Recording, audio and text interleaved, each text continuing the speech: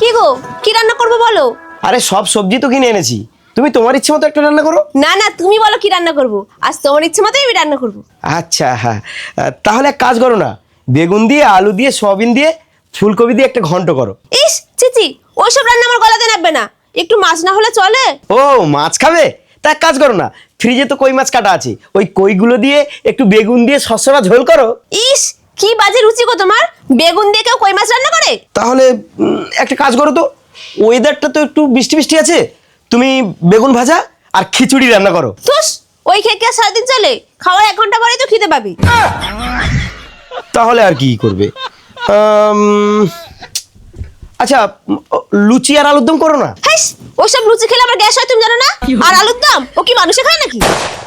তাহলে আর কি করবে, তোমার ইচ্ছে মতোই রান্না করো, আমি খেয়ে নেবো। না না, তুমি বলো, তোমার ইচ্ছে মতোই রান্না করবো আজকে। আরে মা, তোকে রান্না করতে হবে নি, আমি 5 স্টার হোটেল থেকে রান্না বান্না আনিয়ে নেবো। হ্যাঁ, রান্না করতে হবে না? তুমি 5 স্টার হোটেল থেকে নিয়ে আসবে? তাহলে এক কাজ করো, তুমি ওই গরম গরম লুচি আর 2 প্যাকেট আলুর দম অর্ডার দিয়ে দাও।